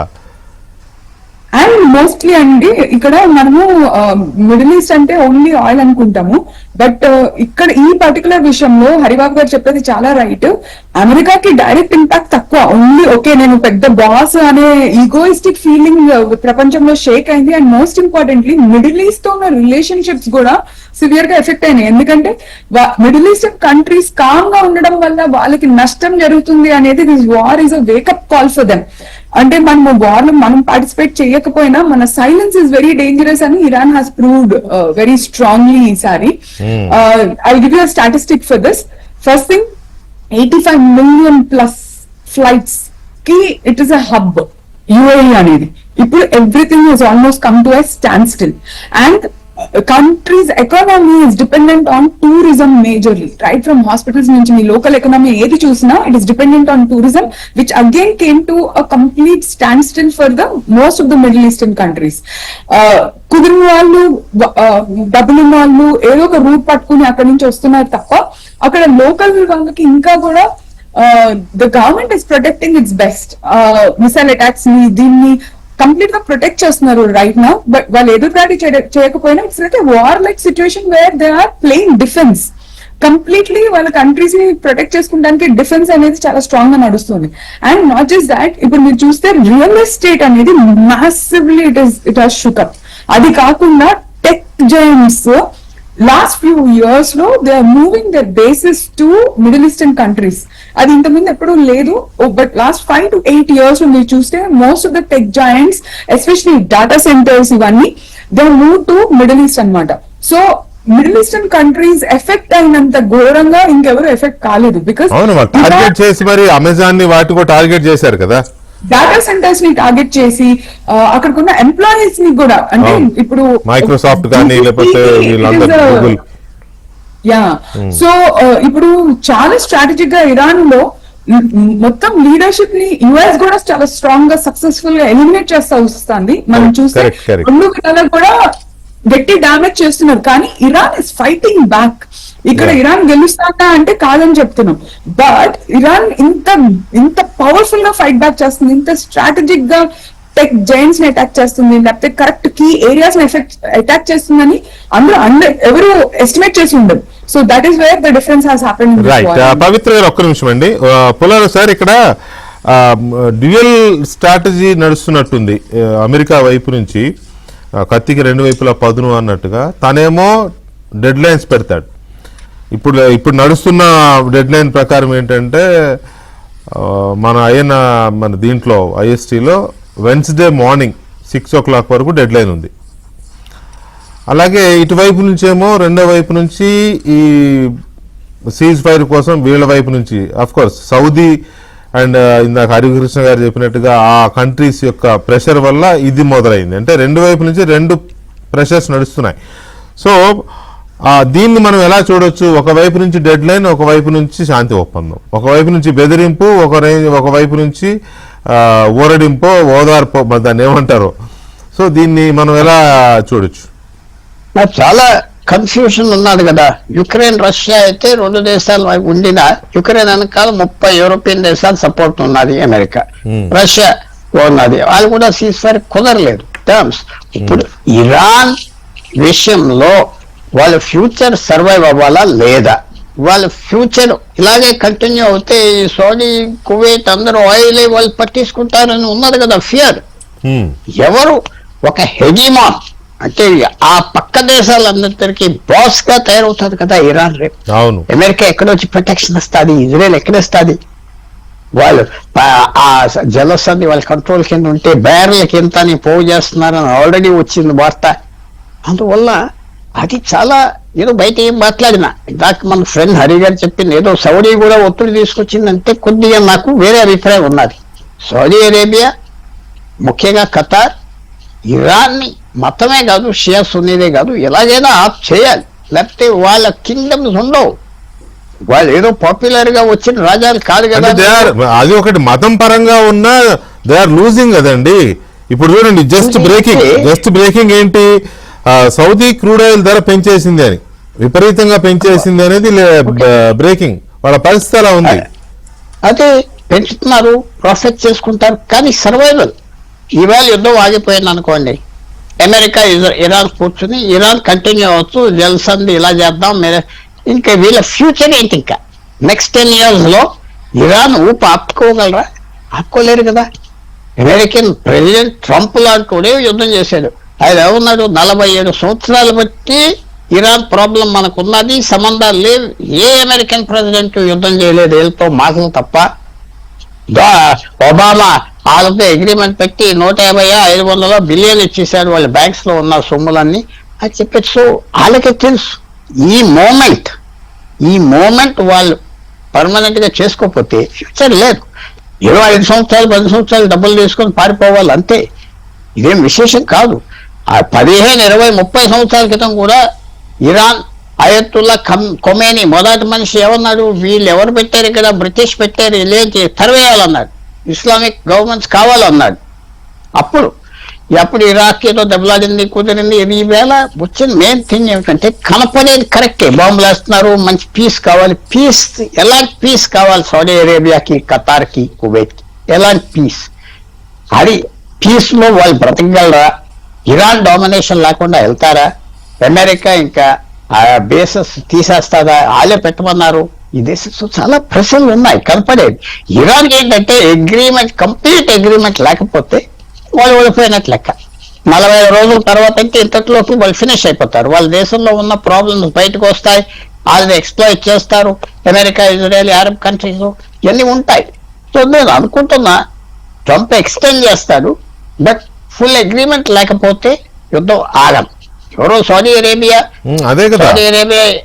ఏం చెప్పినా వెనకాల నుంచి యుద్ధం చేయాలి, ఇరాన్ ఫినిష్ చేయాలని సౌదీ అరేబియా, ఖతార్, కువైట్. ఇప్పుడు మీరు అన్నట్టుగానే Iran ambassador in India doctor Mohammad Fathali ఆయన ఏమంటాడంటే, శాశ్వత శాంతికి హామీ లేని ఇటువంటి ప్రయత్నాల పట్ల మేము కూడా జాగ్రత్తగానే ఉంటాము. అంటే ఈ 45 days లేకపోతే టెంపరీ ఒప్పందాలు ఇవన్నీ పెట్టి మమ్మల్ని మాయలో పెట్టే ప్రమాదం ఉంది, కాబట్టి మాకు పర్మనెంట్ ట్రీట్ ఉంటే తప్ప మేము ఒప్పుకునేది లేదు అనేది వాళ్ళ అంబాసిడర్ చెప్తున్నమాట, ఇండియాలో ఇరాన్ అంబాసిడర్. ఒకటే పాయింట్ విజయ్ గారు, వాళ్ళు అనుకుంటున్నారంటే కంప్లీట్ అగ్రిమెంట్ ఉండాలి, ఇంకా మా మీద యుద్ధం ఉండకూడదు. దట్స్ వాట్, మా మీద యుద్ధం ఉండకూడదు, అలాంటిదైతే ఒప్పుకుంటాం అంటున్నారు. అంతేకాదు నష్టపరిహారం కూడా కట్టిమంటున్నారు చేసిన దానికి. అది సరే. తర్వాత డొనాల్డ్ ట్రంప్ ఇజ్రాయెల్ కి, సౌదీ అరేబియాకి తెలిసింది ఏంటంటే, ఇరాన్ బ్రతికి బయటకు వస్తే ఇంకా వాళ్ళు డామినేట్ చేస్తారు. 5 సంవత్సరాలు 10 సంవత్సరాల తర్వాత డామినేట్ చేస్తారు. ఇంక ఇలా గుడ్ బై ఈ రాజ్యాలన్నీ. మీకు లాస్ట్ పాయింట్, 1987-88లో కరెక్ట్ ఇయర్ నాకు జ్ఞాపకం లేదు, ఇరాన్ నుంచి హజ్ పిలిగ్రిమ్స్ 1,200-2 లక్షలు వెళ్ళి టేక్ ఓవర్ చేశారు కదా మస్జిద్ ని. అప్పుడు పోలీసు ఆర్మీ వచ్చి 100 మందిని చంపి, పాకిస్తాన్ ఆర్మీని తీసుకొచ్చి చంపి ఖాళీ చేశారు. ఆ భయం ఉన్నది, నువ్వెవరు రాజు ఏంటి, ఎవరు పెట్టారు నన్ను అని ఇరాన్ చదువుతున్నారు. ఇరానియన్ తర్వాత లాస్ట్ పాయింట్ కూడా, ఇరానియన్స్ అరబ్స్ కాదు, మేము ఏరియన్స్ అంటారు. మేము అది వేరే జాతి, వేరే భాష, వీళ్ళు చాలా హీనంగా కూడా అరబ్స్ అని. ఆ రేషియలిజం, జాతి ప్రాతినిధ్యం కూడా ఉన్నది. రైట్. దీని మీద మనం ఇంకొంచెం ముందుకు వెళ్తూ, నేను ప్రపంచంలో యుద్ధాలన్నీ నేనే ఆపాను, నేనే ఆపుతున్నాను అని చెప్పుకునే ట్రంప్ తానే ఒక యుద్ధం ఎందుకు చేస్తున్నాడు అనేది కూడా ఒకటి మాట్లాడదాం. అలాగే ఈ ఒకవేళ ట్రీట్ అంటే ఈ టెంపరీ పీస్ అగ్రిమెంట్ ఏదైనా శాంతి ఒప్పందం 45 days సీజ్ ఫైర్ లాంటివి జరిగితే ఈ గ్యాస్, చమురు ధరలు, కష్టాలు వీటికి ఏమైనా తెరపడుతుందా అనేది కూడా మాట్లాడదాం. పవిత్ర గారు, ఈ గ్యాస్, చమురు ధరలు కానీ లేకపోతే ఈ షార్టేజ్ కానీ ఇటువంటివి పోతాయి అనుకోవచ్చా ఒకవేళ ఈ 45 days సీజ్ ఫైర్ అనేది అమల్లోకి వస్తే? అందుకే అమల్లోకి తీసుకొస్తున్నారు అనేది ఒపీనియన్ అండి. But 1 hour back already Iran cease fire ని రిజెక్ట్ చేసింది అని క్లెయిమ్ వచ్చింది. మీరే కన్ఫర్మ్ చేయాలి. సీజ్ ఫైర్ ని రిజెక్ట్ చేయలేదు. వాళ్ళు ఏమంటారంటే ఒక ఒపీనియన్ ఏమో ఇందాక నేను చెప్తున్నారు, పర్మనెంట్ అగ్రిమెంట్ లేకుండా వీటి వల్ల ఉపయోగం ఉండదు మాకు అని అన్నారు. అది అన్అఫిషియల్.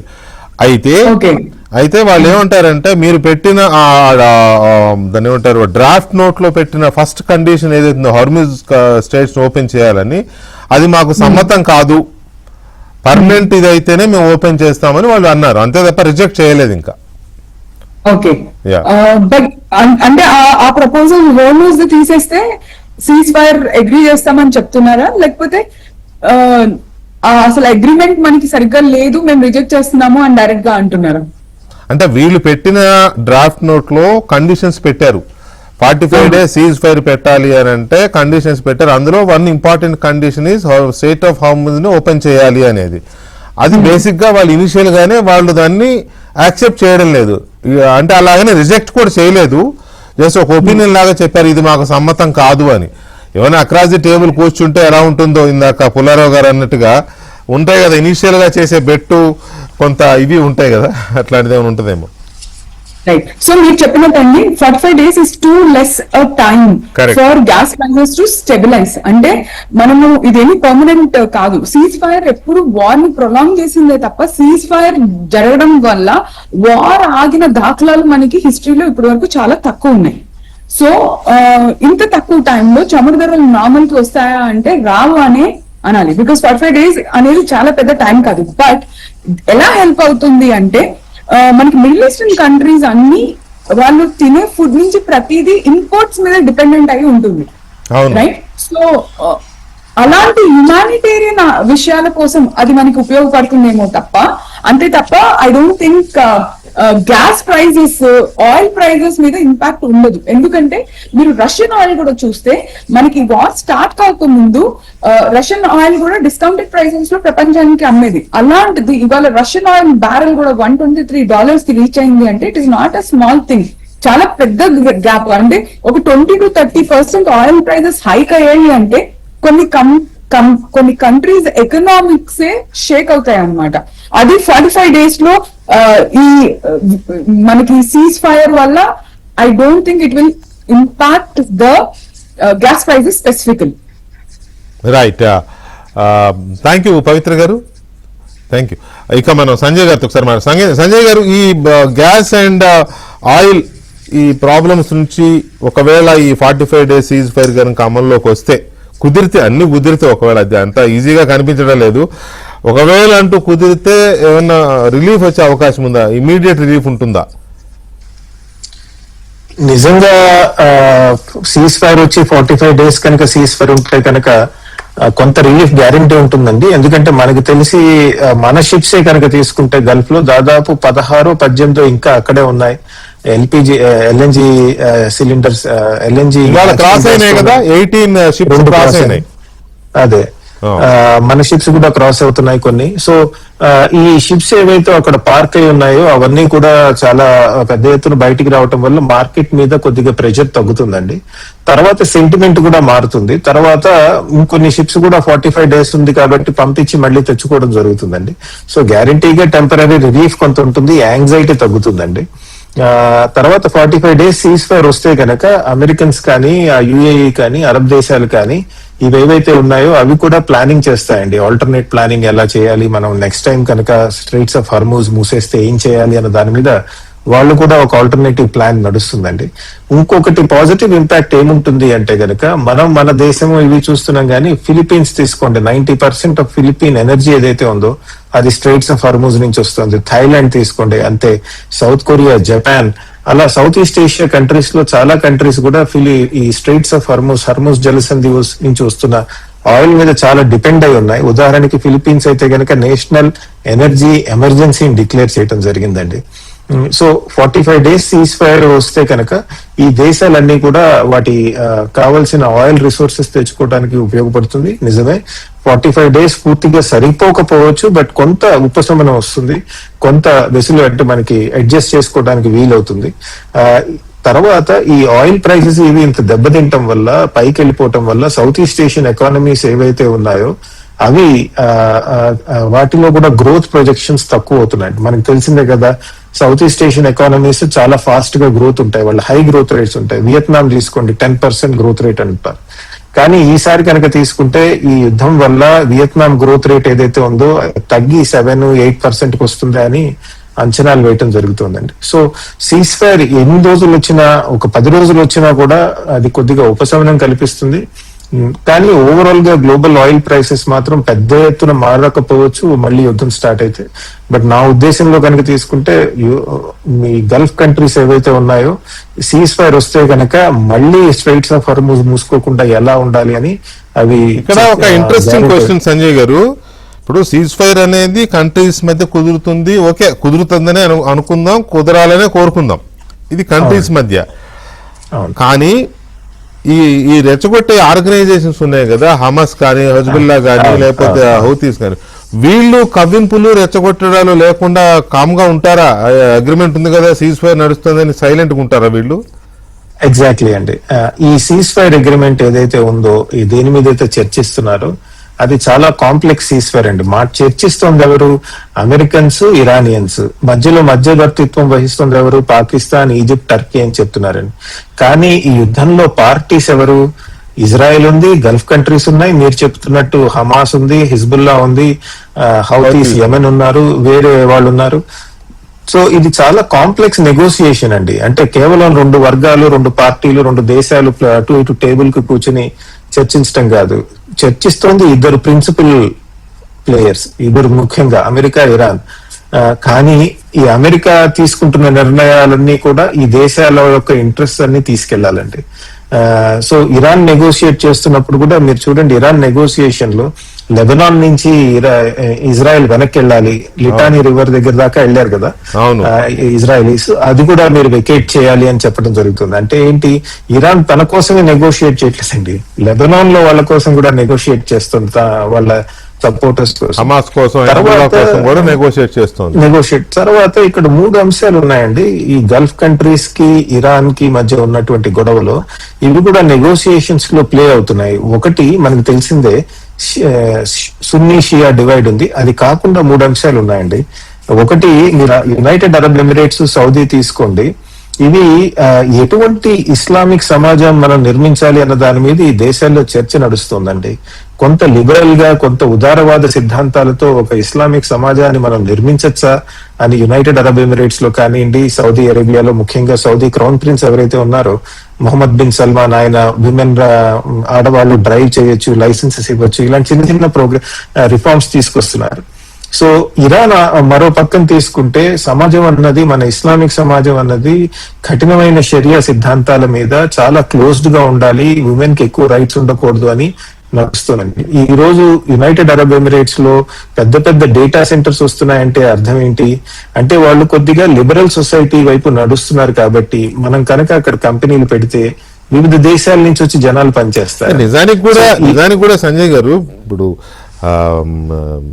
డిక్టేటర్షిప్ ఉన్నా కూడా లిబియాలో కానీ లేకపోతే ఇరాక్లో కానీ ఎంత సోషలిస్ట్ భావజాలమే ఉండేది కదా. లిబియా అయితే అద్భుతమైన గడాఫీ నేతృత్వంలో మంచి ఎడ్యుకేషన్, మంచి హెల్త్ ఇవన్నీ ఉండే. కాకపోతే ఒక డిక్టేటర్ గా ఆయన అమెరికా మాట వినలేదు కాబట్టి చచ్చిపోయాడు. వీళ్ళు కూడా అదే ఉదారవాద భావజాలంతోనే ఉన్నారు. అయితే ఇక్కడ ఇంకొక ఇంపార్టెంట్ ఇంట్రెస్టింగ్ పాయింట్, ప్రపంచ యుద్ధాలన్నింటినీ నేనే ఆపుతున్నానని చెప్పుకుంటున్న ట్రంప్ ఆయనే స్వయంగా ఎందుకు యుద్ధం చేస్తున్నాడు? దీన్ని మనం ఏ యాంగిల్లో చూడాలి పుల్లారావు గారు? అదే ఆయన నా మాటలకి అప్పుడు నోబెల్ ప్రైజ్ మీద పడ్డారు, ఇవన్నీ మర్చిపోయాడు. ఇప్పుడు ఇరాన్ వార్ చేయటానికి ఆయన సిద్ధపడ్డాడు, హిస్టరీలో ఫిగర్ అయిపోతాడు. తర్వాత ఆయన వెనకాల ఉన్న వాళ్ళు కూడా అమెరికాలో అందరూ ఆయన చేయమంటున్నారు, బిలియనర్స్ వాళ్ళు. కొన్ని కారణాలు ఉన్నాయి, వాళ్ళు మొత్తం జూయిష్ పర్సనాలిటీస్ అందరూ వెనకాల ఉన్నారు. తర్వాత ఆయనకి ఏంటంటే మనం చూస్తున్నాం, ఇవన్నీ పీస్ గురించి మాట్లాడినా ఇప్పుడు యుద్ధానికే రెడీ అవుతా ఉంటాడు. ఈజీగా జరిగితే. ఇప్పుడు ఇందాక సంజయ్ గారు చెప్పిన మాట చాలా కరెక్ట్. ఒక్క రోజు సీజ్ ఫైర్ వచ్చినా, 3 రోజులు వచ్చినా ఆయిల్ ధర కొద్దిగా తగ్గుతుంది. కొత్త ఏరియాస్ నుంచి ఆయిల్ సర్దుకోవటం మొదలు పెడతారు. వెనజువెలా, అర్జెంటీనా, కెనడా ఈ దేశాల నుంచి ఇంకా రావాలి కదా సప్లైలో, అవును. చదువుకుంటారు. ఏ మాత్రం సీజ్ ఫైర్ వచ్చినా రిలీఫ్ వస్తుంది. ఎంత వస్తుంది అది వేరే విషయం, ఎంత వస్తుంది కానీ రిలీఫ్ వస్తుంది. రెండోది, డొనాల్డ్ ట్రంప్ ఇప్పుడు నోబెల్ ప్రైజ్ అదేం లేదు. ఆయన ప్రెస్టీజ్ సర్వైవ్ చేసుకోవాలి. ప్రెస్టీజ్, ఆయన పారిపోయాడు, నన్ను వ్యతిరేకించాడు, ఇరాన్ ఎటకారం చేశాడు, చాలా చాలా ఇది పర్సనాలిటీస్ కూడా చాలా విశేషంగా ఉంటుంది. సో ఇది పర్సనల్ గా కూడా తీసుకుంటాడు. తగినట్టుగా నటిస్తాడు, తగ్గిపోయాం సీజ్ ఫైర్ అంటాడు, కానీ రీగ్రూప్ చేసుకోవటానికి ప్లాన్, రీగ్రూప్. అందుకనే ఇరాన్ అగ్రిమెంట్ కంప్లీట్ గా ఉండాలి, వాళ్ళ సేఫ్టీ కావాలి కదా. ఇరాన్ ప్రభుత్వం కంటిన్యూ అవుతే వాళ్ళు విజయం సాధించేసినట్టే, అంతే. వాళ్ళు వీళ్ళకి ఎవరు రారు. ఇంకా ఇస్లామిక్ గవర్నమెంట్ అలా నడుస్తుంది. 10 సంవత్సరాలు ఈ కథ అంతా మర్చిపోతారు. డొనాల్డ్ ట్రంప్ ఉండడు, ఆయన వెళ్ళే వరకే కదా ఆట అని ఉన్నది ఫీలింగ్. సో ట్రంప్ చేసేది ఒక హిస్టరీలో ప్లేస్ ఉన్నాయి కదా, అలాగే ఈవెంట్స్. ఒక్కోసారి యుద్ధానికి ఎలా దిగిపోతారంటే, ఏ యుద్ధం చూసినా ఈవెంట్స్ మన కంట్రోల్లో ఉండవు. దీంతో ఆగుతుందిలే, ఇంతవరకే వెళ్తా ఉంటే అది మన కంట్రోల్ నుంచి బయటకు వెళ్ళిపోయింది ఈ యుద్ధం. అదే ఇరాన్ నొక్కిపోయి 2 రోజుల్లో 3 రోజుల్లో ముడిసేసుకుంటే వేరేగా ఉండదు. ఎప్పుడైతే వాళ్ళని చంపేశారో ఫస్ట్ డేనే అది వేరే కలర్ వచ్చింది. సో ఇది ఆయన కంట్రోల్లో కూడా ఒకటి లేదు. ఆయన బయటికి రావాలంటే నా వ్యూ పేరుతో రావాలి. అమెరికా అక్కడ సామ్రాజ్యం ఉన్నది, ఇంకా టైం ఉన్నది. ఆ గవర్నమెంట్ సౌదీ ఇది అందరూ నడుస్తారంటే తప్పకుండా ఇరాన్ని వాళ్ళు డిఫీట్ చేయాలి. లేకపోతే పెద్ద డిఫీట్ అన్యాయం కదండి అది. ఆయన ఇండివిజువల్ దీనికోసం డిఫీట్ చేయాలి, ఇరాన్ ని ఓడించాలి, ఇరాన్ ని నాశనం చేయాలి అనేది ఇది ఏ రకమైన ప్రపంచంలోనే మాది పెద్ద డెమోక్రసీ అని చెప్పుకునే కంట్రీ. వికే గారు, అది ఆయన ఇండివిజువల్ కాదు, అమెరికన్ సామ్రాజ్యం పడిపోతుంది ఇక్కడ కనుక వాళ్ళ ప్లేస్.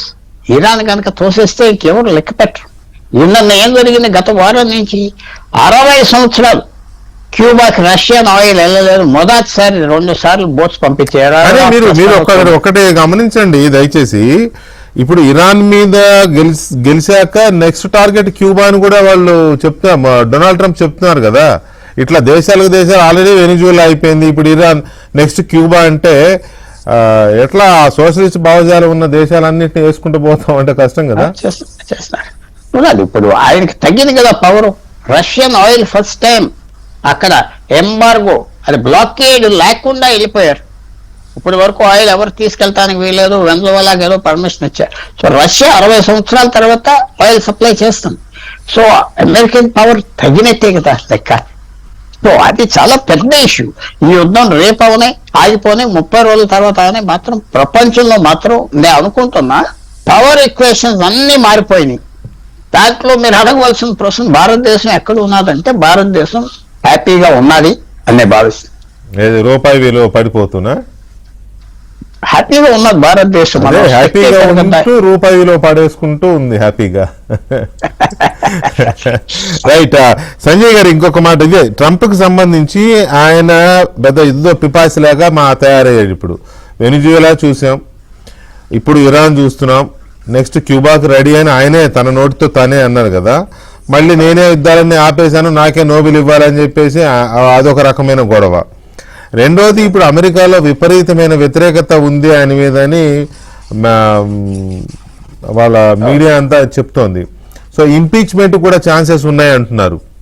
ఏమన్నా మీ అబ్జర్వేషన్, అనాలిసిస్ ఏంటి? ఒకటి మీరు చెప్పింది కరెక్ట్ అండి. నోబెల్ ప్రైజ్ విషయంలో ఆయన పెద్ద ఎత్తున క్యాంపెయిన్ చేసి లాస్ట్ టైం ఆయనకి రాలేదు. అది వెనిజువెలాలో డెమోక్రసీ యాక్టివిస్ట్ కి ఇవ్వడం జరిగింది. అప్పుడు కనుక మీరు గమనించి ఉంటే ఆయన చెప్పిన స్టేట్మెంట్, మీరు నాకు నోబెల్ పీస్ ప్రైజ్ ఇవ్వలేదు కదా, ఇప్పుడు చూపిస్తాను చూడండి, అదే చూస్తున్నామో తెలియదు దానికి. తర్వాత మనం చూసాం ఆయన నోబెల్ పీస్ ప్రైజ్ ఎవరైతే వచ్చిందో ఆవిడ వెనిజువెలా పీస్ యాక్టివిస్ట్, ఆవిడ వెళ్ళి డొనాల్డ్ ట్రంప్ కి నోబెల్ పీస్ ప్రైజ్ ఇస్తే ఆయన తీసుకున్నారు. ఆయన వేరే వాళ్ళకి వచ్చిన నోబెల్ ప్రైజ్ ఆయన తీసుకోవడం జరిగింది. సో ఒక విధంగా చూస్తే చాలా విచిత్రమైన పర్సనాలిటీ ఆయన. మీరు చెప్పింది అంతేకాదు, యునైటెడ్ నేషన్స్ కి కాంపిటేటివ్ గా బోర్డ్ ఆఫ్ పీస్ అని ఒకటి పెట్టారు. ఇప్పుడు ఆ బోర్డ్ ఆఫ్ పీస్ ఏం చేస్తుందో తెలియదు. మీకు గుర్తుంటే ఉంటుంది 30 కంట్రీస్ ఏమో అందులో జాయిన్ అవ్వాలంటే $2 బిలియన్ ఇవ్వాలని చెప్పారు. Board of piece chairperson Donald Trump ఉంటారని చెప్పారు. ఇప్పుడు ఆ బోర్డ్ ఆఫ్ పీస్ అసలు ఇరాన్ విషయంలో, ఇక్కడ జరుగుతున్న గొడవల విషయంలో మనమే డిబేట్ చేసాం. డిబేట్ లో ఆ రోజు మెలానియా ట్రంప్ కూడా ఒక సెక్యూరిటీ కౌన్సిల్ మీటింగ్ పెట్టారు. ఆవిడ ఎందుకు పెట్టారని కూడా అనుకున్నాం మనం. సో అది కూడా చూస్తే ఇది జరుగుతోందండి. అంటే అలా ఉన్న వ్యవస్థల్ని, ఇన్స్టిట్యూషన్స్ ని అమెరికాలోనే కాదు గ్లోబల్ గా కూడా ఆయన కంటెస్ట్ చేస్తున్నారు, యునైటెడ్ నేషన్స్ ఇలాంటివి. కానీ అంత పాజిటివ్ రిజల్ట్స్ వస్తున్నాయి అన్న దాని మీద చూడాల్సిన అవసరం ఉంది. కాకపోతే ఇంపీచ్మెంట్ అన్నారు మీరు. ప్రస్తుతానికి డొనాల్డ్ ట్రంప్ ని ఇంపీచ్ చేయడం కష్టం అండి. ఎందుకంటే senate loan, house of representatives loan Republicans కి చాలా గట్టి పట్టు ఉంది. డొనాల్డ్ ట్రంప్ ని ఇంపీచ్ చేస్తే గనక ఆయన్ని చాలా పాజిటివ్ గా వాళ్ళు, ఎందుకంటే మనకు ఉంది కదా నవంబర్ లో మిడ్ టర్మ్ ఎలక్షన్స్ ఉన్నాయి.